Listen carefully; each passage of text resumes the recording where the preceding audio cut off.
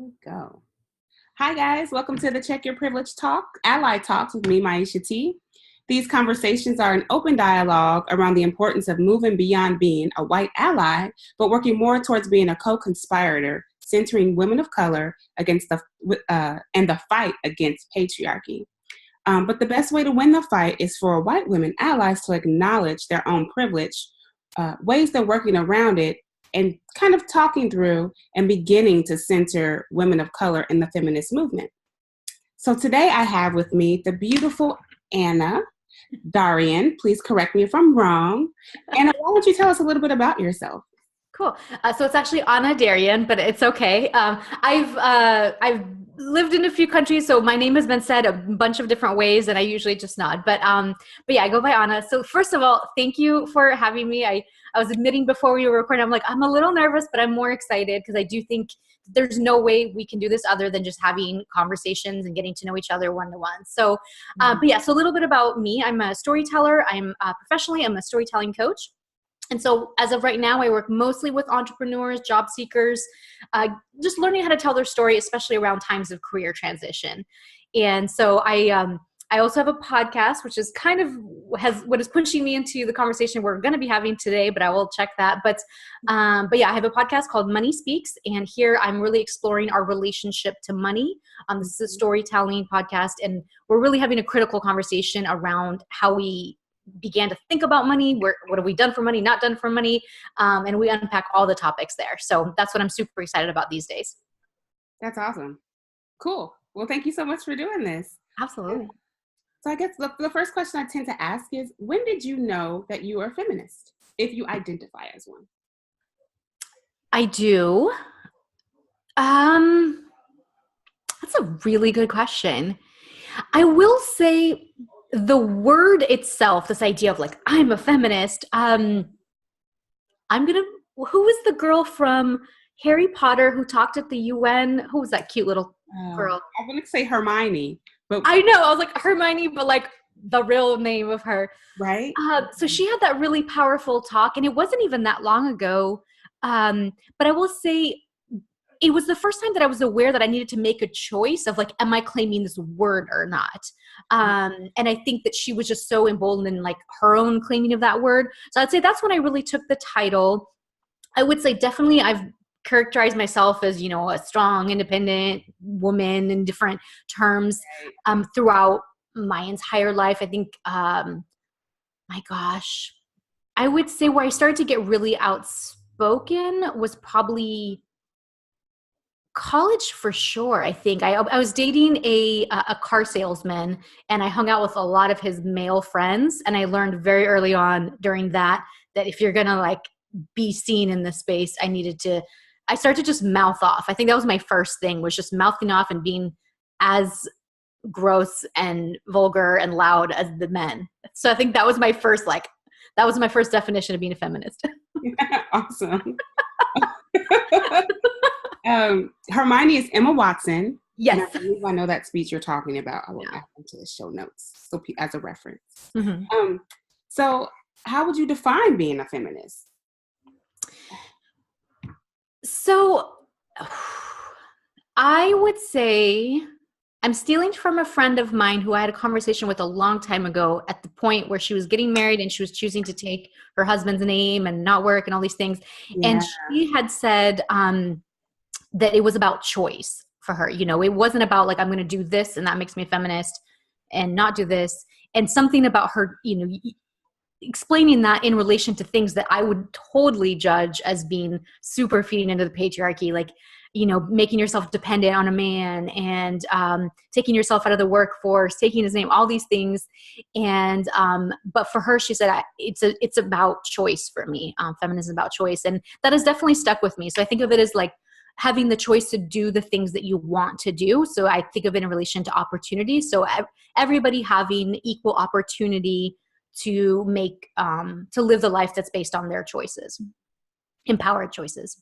Empowered choices. I love that. I love the way you define being a feminist, and in your definition of feminist kind of being a choice and being empowered to do the things that you want. Have you noticed in terms of women of color that oftentimes that experience is not there? Oh, Yeah. most definitely. Um, oh my gosh. Do you want examples? Yeah, sure. Share an Oh my example. gosh. Um, so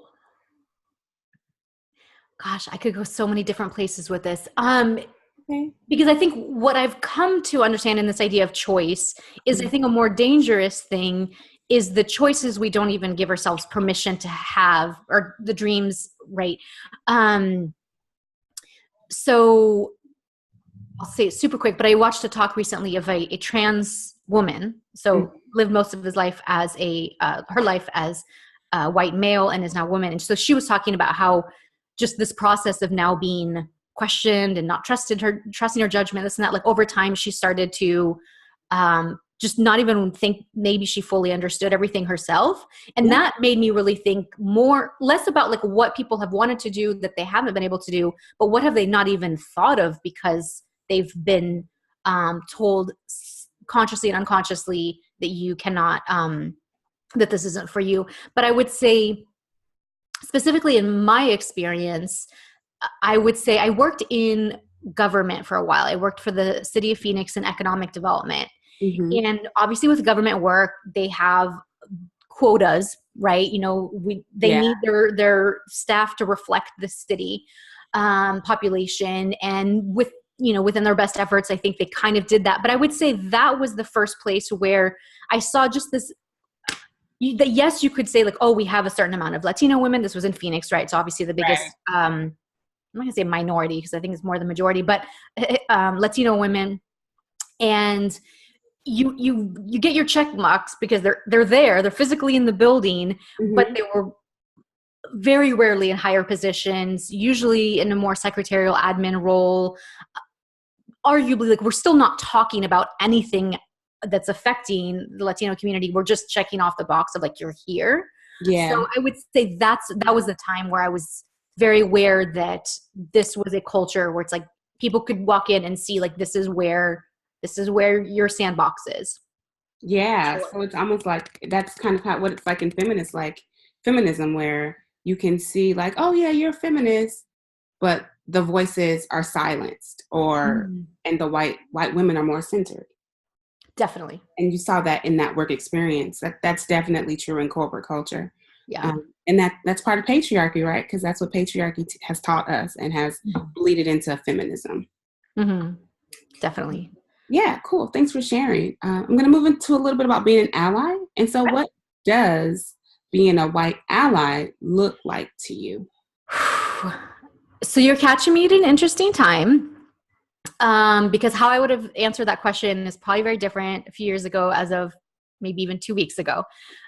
So how I would have answered this question, so I want to be honest about how I've lived most of my life. Yeah. So I have been raised by family that they're the like, we're all a human race, that kind of, Mhm. so I was definitely taught like we're all equal, we're all this, but certainly no critical thought about that. So I definitely considered myself like a non-prejudiced person most of my life. I was really more seen as someone who was like on the social justice side. Yeah. I've many activists for generations in my family. So that's how I've seen myself as a helper bee.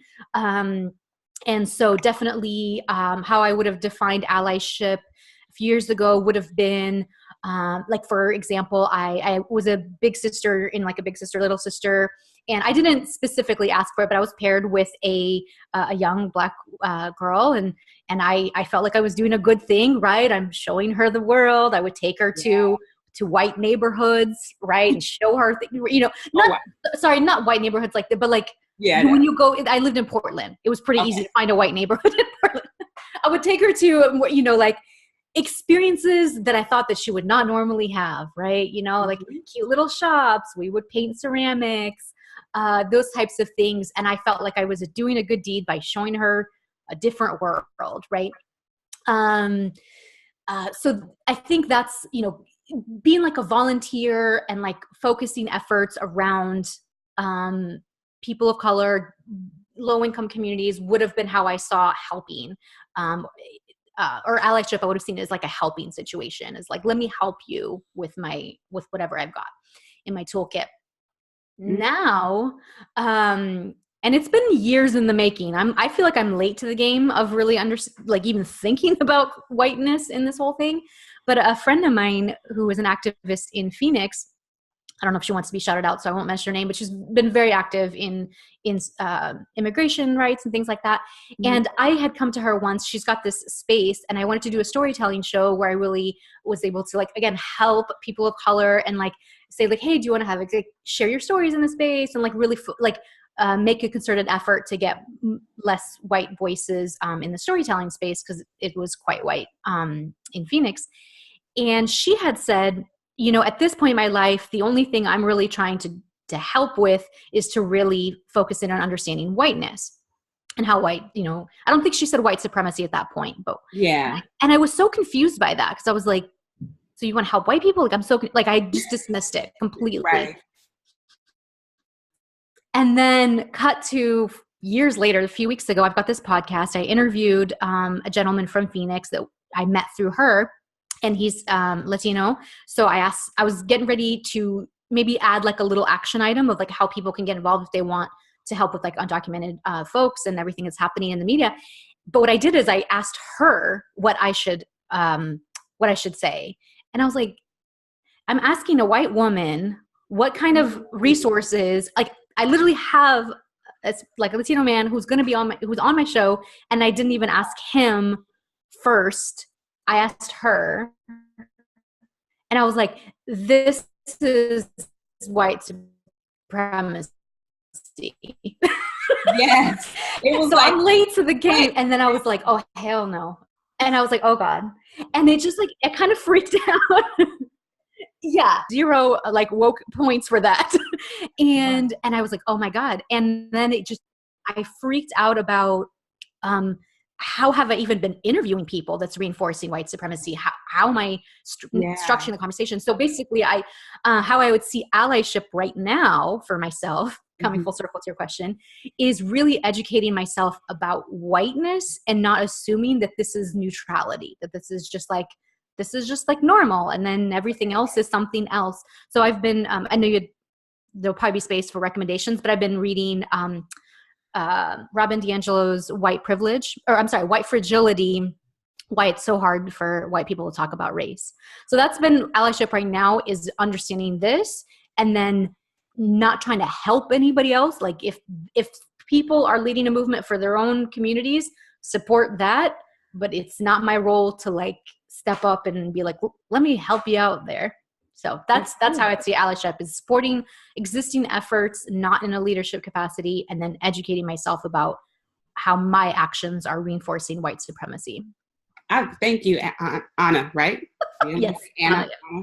That is it. And you know what? I love how you answered this question where you reflected back on where you've been and how you would be, but then how this one experience, like 2 weeks ago, like really sparked this idea of, oh shit, this is whiteness. Yeah. What am I going to do about it? Yeah. Yeah, definitely. And then you went even into a little bit about the next question is, allyship requires work. And what work are you doing to unpack your own privilege? And you kind of mentioned you've been reading this book. Yeah.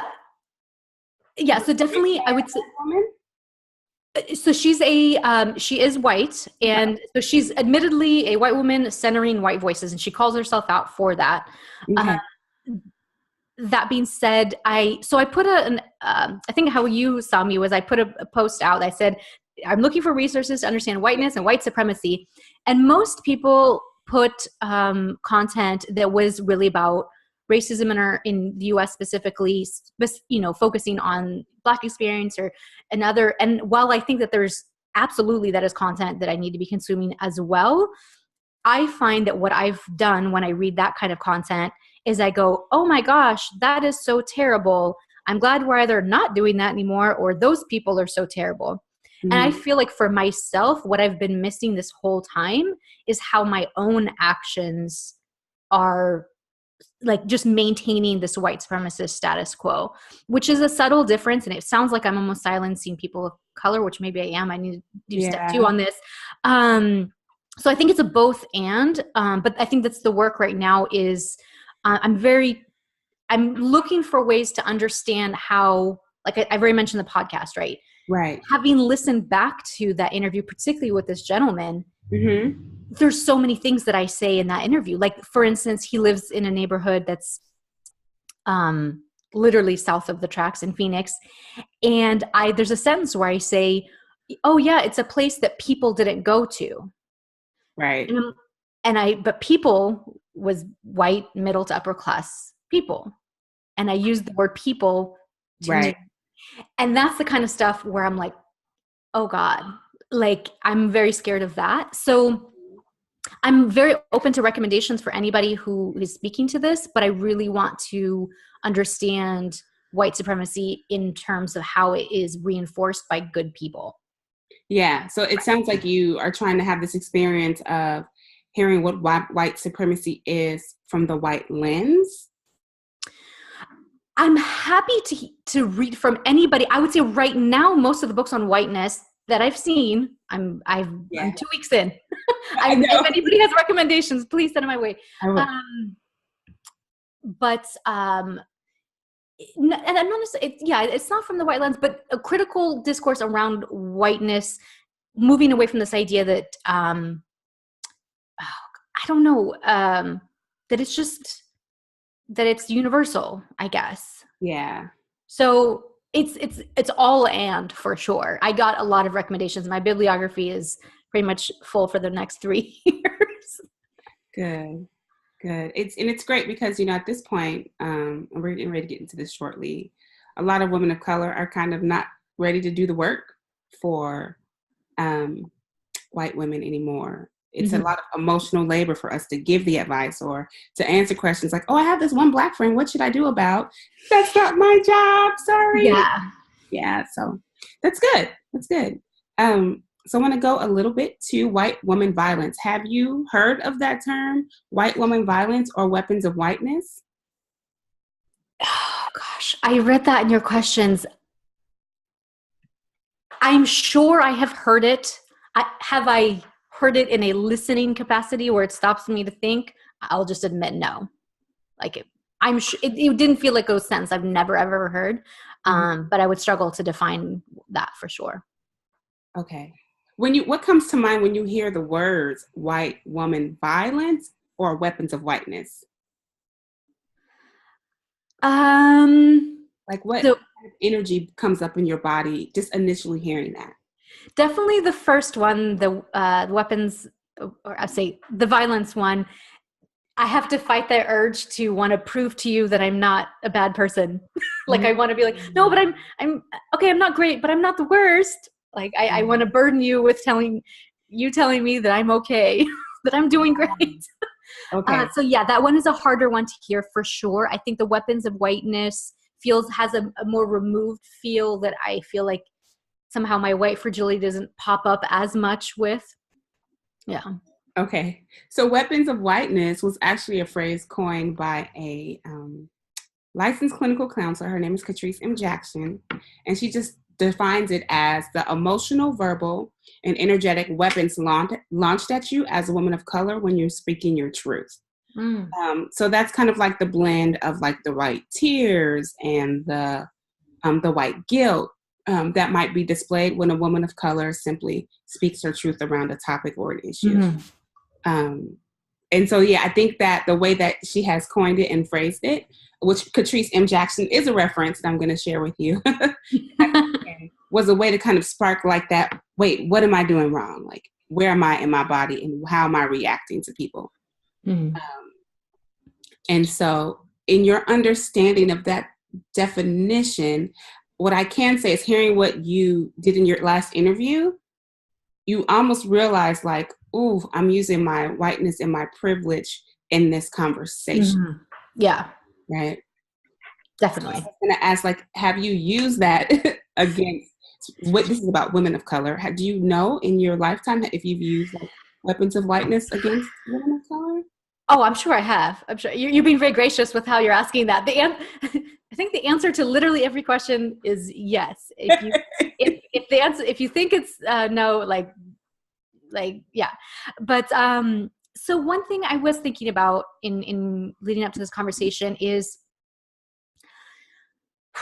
I would say particularly in the I'm not going to say post-Trump era because he's still around, but since the election, I think there's been, I will say for myself, like if there's ever been a time where the white guilt is like alive and well, it's been in this time, because it's so like we so desperately want to not be associated as being like a bad white person, or, you know, you want to give yourself points because you didn't vote for Trump or something like that.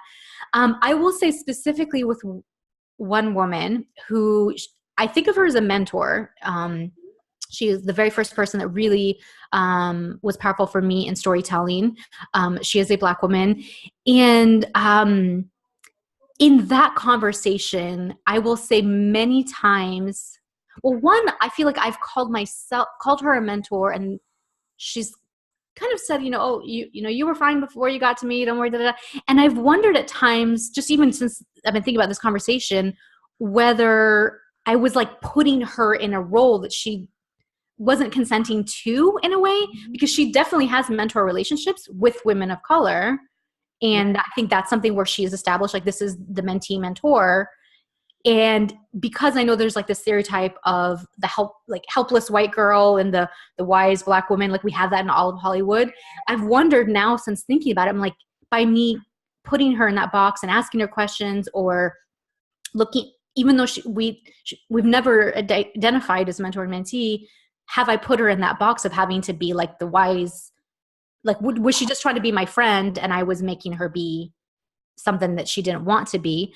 Or so that would be one thing that I've started to think about, and I'm thinking about maybe asking, I don't know, but I will say definitely in conversations she has shared, you know, some of her feelings that are her feelings to share. So I'm not going to say anything about her story, but in her frustrations in the last few years of everything, I know I found myself trying to prove to her that I'm not racist or something. So I will like have conversations where I'm like calling out other white people, or just talking about ways where I in hindsight, I know that I'm burdening her with making me feel better.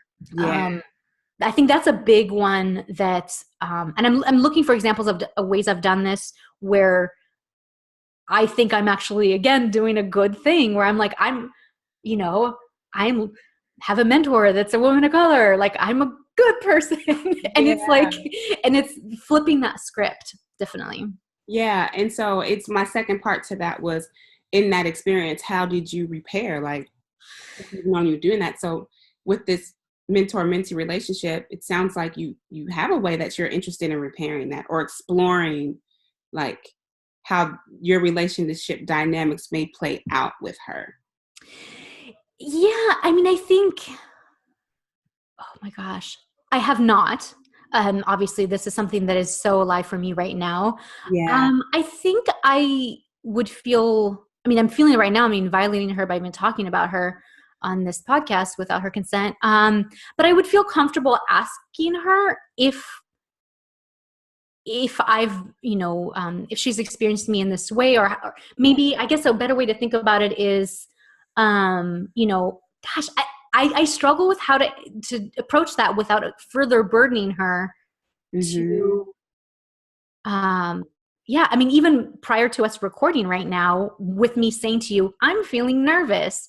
And then you kind of work to calm me down. And I'm aware that I'm making you work to make me feel comfortable. I'm very aware of this. Well, So, and that's okay, because for anyone I've ever worked with, whether it's on the podcast, Black or white, I've always tried to make sure that there was a safe container, a safe space, a very holistic space to just kind of just breathe into relaxation and try to be in our bodies. yeah. Yeah. So I mean, I guess I would feel comfortable sharing with her, just from my vantage point, that this is something that's coming up for me. I want to be very conscious in all my relationships, really, so that they, you know, everybody can feel comfortable coming to me if they have an issue with any way that they're experiencing me. And maybe even specifically asking around the mentor thing. She's a very honest person, so she probably would, but, and yeah, so probably just asking her, but like trying my best to make it an individual question, as opposed to like, do you think all Black women would be annoyed right now? Like, I'm aware that that's horrible. Don't do that. So making, I guess, just with the most tact and, thankfully, I'm embarrassed of this, but I mean, women of color have to deal with this out of us all the time, like us coming to you all like, what should I do? I feel bad. So I trust that she will understand my intent. But yeah, I think just focusing on her as an individual, I think would be the best ways, having the conversation and just saying this is something I'm aware of and asking her how she's experiencing it. I'm so comfortable just thinking about this. Woo. Yeah, it's work. It's work. It is work. I tell you. But I'm glad that you're thinking of ways to kind of have this safe conversation with her. Yeah. That looks at her as an individual and not as a whole culture of women of color. Yeah, definitely. So I want to ask about the throwaway culture, and I'm sure you've heard about this in various contexts. But right now, a lot of Black, Indigenous women of color do not feel safe around white women. A lot of us, let me not refer to them as them, a lot of us are actually saying things like, we don't need white women. Let's just separate ourselves from white women. Let's just throw them away. Like, we could do our own thing. And for me, I'm not really into the throwaway culture. I believe that there are points of reconciliation and resilience that can be built and rebuilt into healthy relationships, hence these conversations. And so I think it's a culture thing in America, and it's tearing apart good relationships built. So my question is, how do we stop this cycle of throwing each other away? That is an excellent question. So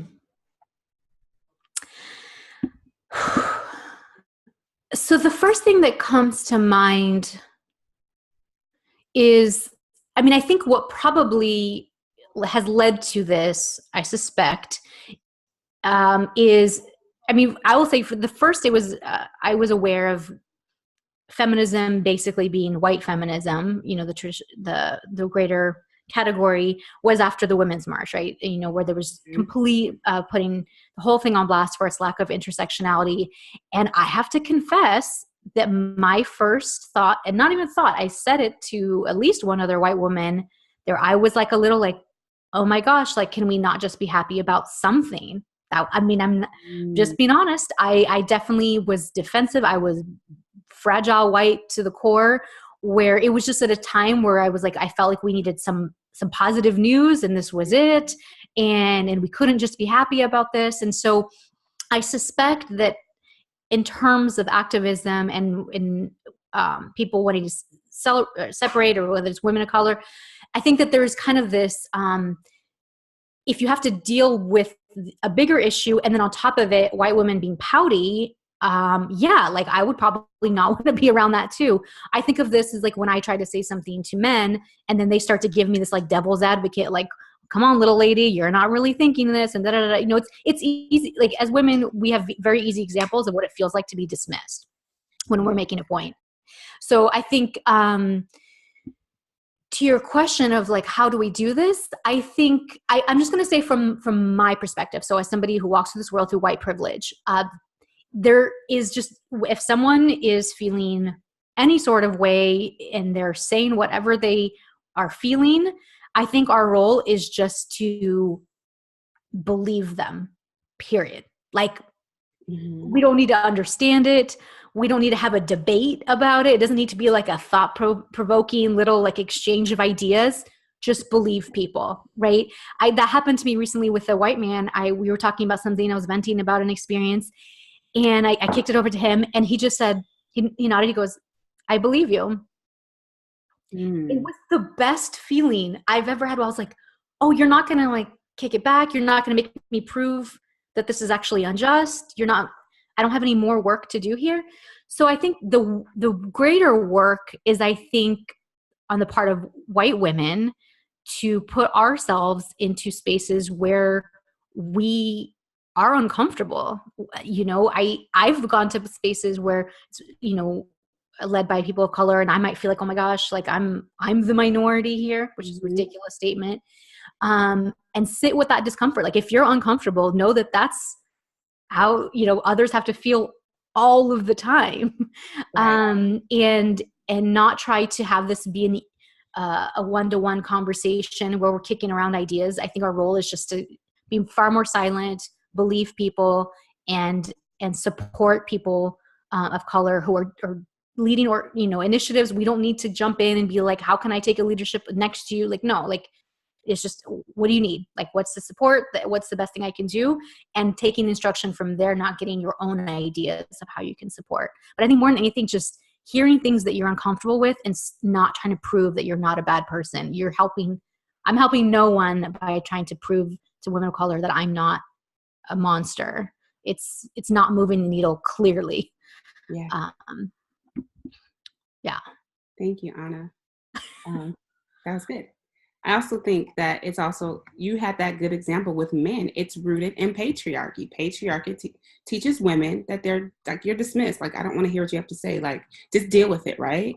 Mm-hmm. So the idea of just really listening and sitting in something without the needs to fix someone or show up or outshine them, as my grandmother would say, is really important in building trust again with women of color. Yeah. Yeah. So I want to ask you this. How have you centered any women of color in your life or in your business? Whoa. Yeah.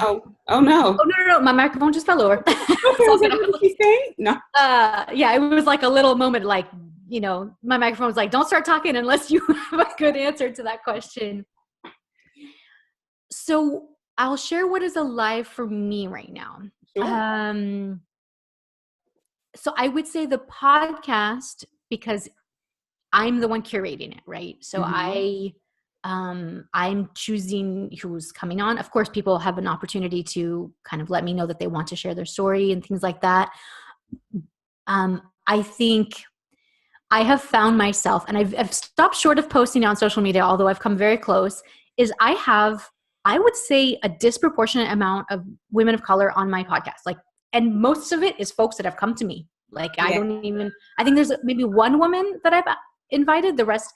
And so, excuse that distraction. Go ahead.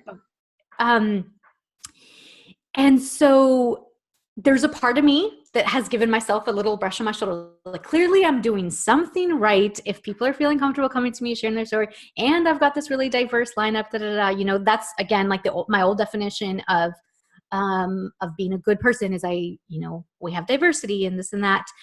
And I think, so I would say one, I've had folks come on, and I've deliberately not said like, and today I'm speaking with an African-American woman from Atlanta, like, to the best of my abilities, I ask follow-up questions to the story that they are telling. Mm-hmm. That being said, I'm in a phase now where I'm rethinking, how can I center women of color in a way that I'm not ultimately crafting the larger narrative? Because again, the follow-up questions are coming from my lens, right? And I've asked, there was a woman from Atlanta. I know that I asked follow-up questions to her that I wouldn't have from a white person, like, who has mentioned same things, like lived in like the projects as she put it, or on food stamps or this and that. I probably would have just like used it as a fact and moved on if it was a white woman. But then it's, I ask like more follow-up questions about that, because it's like, I'm making a bigger story of that part of it or this and that. I know I'm reinforcing that narrative. So I will say the next thing that I'm wanting to do, besides continuing to critique myself, is actually feature more people who are actually producing content themselves. That way my platform can actually be, yes, a space to hear stories, but it's like a marketing tool to feature folks that are either writing, have their own podcast, putting YouTube videos, whatever that is. So then that way it's not my voice. It's going to be my voice, obviously, because it's my podcast. But I'm just a launch pad to then get folks over to where they can hear everything the way people want to be heard. Because I think if I ever kid myself into thinking that I can center women of color, like, on my term, like, I'm missing the point for sure. I think I can do the best that I can. But I've already seen that the limitations of me trying to do the right thing and bring in, diverse voices for sure. Good. All right. So when was the last time that you may have, not that women of color, we are not looking for affirmations or gratitude from white women, but when was the last time you kind of did affirm a woman of color or support one in your work or in your community?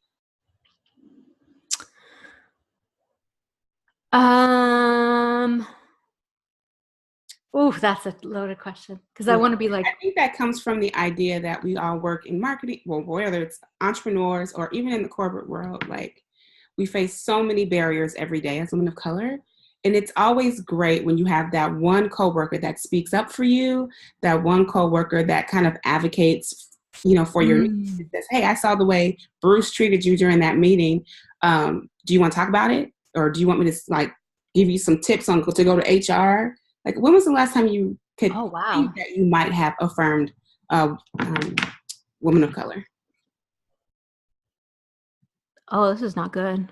And don't worry about it. If you can't answer it, that's fine. Yeah.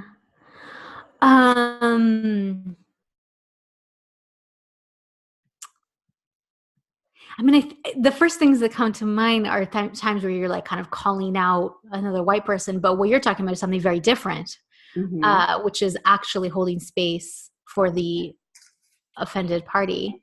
Mm-hmm. And that's a very different question. And if nothing's coming to mind, then nothing's coming to mind. Yeah, that's fine. Oh man, I'm grasping for straws here. That's okay. Yeah, I mean, this is a bad example. Oh God, I'm such a white savior right now. So, girl, stop being so hard on yourself. No. Well, because I'm just going to be honest with. I'll go ahead and say it. So, God, this was a year ago. I hope it's not the last time, and I'm not even sure this is a great story, but I'll just tell the story as it is. So I do a dance it is technically an African dance. It's from Angola. It's obviously had a lot of changes as it's crossed into Europe and in the US. But I was speaking with a woman somewhere in the Caribbean. I want to say Trinidad. And so the dance, especially one variation of it, has grown to be predominantly Black men and white women. And that's been a big problem where you have male dancers who are selecting white women either to dance with socially or to partner with. It's become this thing, this tension of, even though it's an African dance, women of color, Black women are kind of second class to this dance. So it's become a conversation. I was not always aware of it at all. But I remember about a year ago, there was a woman who was telling me, kind of pointing out that, like, look around you, like, see who's sitting. It's a lot of Black women who are sitting, waiting to be asked to dance, and the white women are getting selected for dances. And it was one of these things, like, it was the complete privilege. Like, my eyes were open, and I was like, I've literally not seen it. It's not that it's not there. It's just my eyes did not see this. And so I don't know if this was helpful or not, but I went to a friend of mine who's an instructor, Black guy, and I was like, hey, will you go dance with that woman? I didn't even know the woman. I mean, I didn't even ask her, does she want to dance? I don't know. I looked at her and I was like, let me fix this situation. And I basically ordered him to go dance with this Black woman who was sitting. And I'm laughing because that's my allyship, is I will decide for you what kind of help you need. Oh God. So it's like, oh my God. Talk me through it though, because we're gonna move through the question. Is that, oh my God, your ally? You saw your allyship showed up, but what would it look like to have been a co-conspirator with her in that situation? So instead of going to the man first, maybe sitting with her and talking to her and hearing her story and conspiring a solution with her. I mean, completely a different interaction. I mean, how would I like to do it differently? Yeah, I mean, I think it's the social dance in general, right? So I could have, at a minimum, just been like, this is a social gathering. This person is even not even talking to anybody. Maybe just kind of maybe make the invitation to even, do you want to connect with anybody, and just introduce myself and give her a chance to decide for herself how much she wants to engage with anybody. Yeah. So I think just getting to know the person. Like, I mean, I don't know this person's name. I literally know nothing about them. So I guess just getting to know people, and that's it. And yeah. Yep. That's kind of it. Yeah. Letting people be of their own. You said something earlier about being in choice. Mm-hmm. Yeah. Choices for them. Yeah. Oh my God. everything we go, it's all a lesson, right? I know. So I'm gonna go into, what advice are you willing to give white women to check their privilege, and or ideas around how to center women of color? Definitely. I will say, I'll say what I've been doing. So again, I've been just trying to just understand whiteness and not assume that it's neutrality, right? Mm-hmm.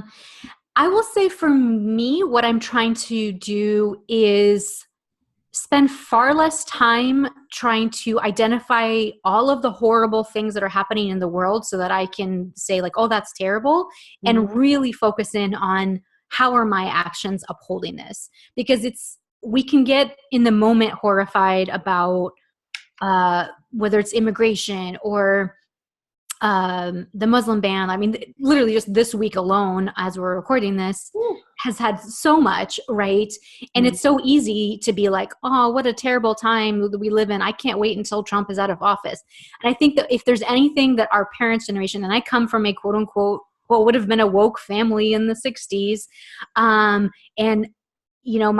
I have so many examples I can point to of how my family has worked towards quote unquote social justice, but always from this framework of like white people helping people of color on, that kind of thing. And, but it never questioning the actual underlying thing, which is the white supremacy that has never changed, never. And so I would say just really understanding that, and unless this is what I've been doing for myself, unless I'm actively working to dismantle white supremacy, I am upholding it, just like universally. Like it's not, it's it is what it is. Like there's no amount of who you vote for that's going to change that. So that was the advice. My microphone keeps falling over. That was the advice that I was just going to share, just because that's alive for me right now. And just sort of like stop trying to pretend like you're a better white person. Like don't worry about checking other people or going home for Thanksgiving and calling all your family members racist and calling that a good deed. It's not moving the needle. Like like I've called out almost everybody in my family. It's not changed anything in society. I've tried to, explain different things, nuances to my mother, and it's great. We both get really annoyed.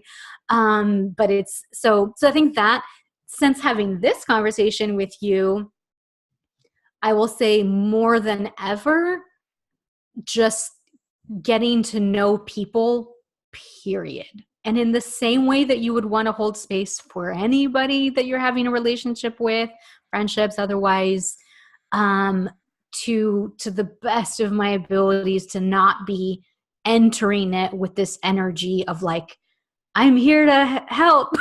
I'm here to save the day. Yeah. So that I think that's the main thing is, and it's work, like, cause it's, just being an ally without taking over with white saviorness will probably be the hardest thing for me, for sure. I can tell already. But you know what? It's just a day. It's a process every day. And that's what I've actually learned in the recent interviews with you all is like, it's a process. Like, and I'm not going to be perfect and I'm going to F up all the time. Yeah.